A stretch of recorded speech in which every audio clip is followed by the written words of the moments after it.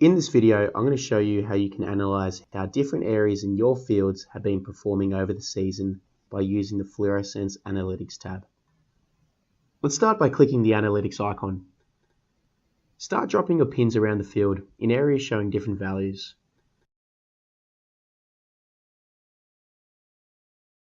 If you want to remove a pin, just simply click on it again. On the right-hand side of the screen, you'll see different indices charts. When you add a new pin, a new line in your chart will appear showing information about that place in the field.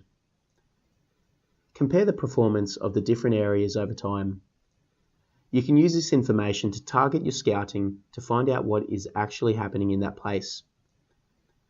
Remember to track your management action results using this feature.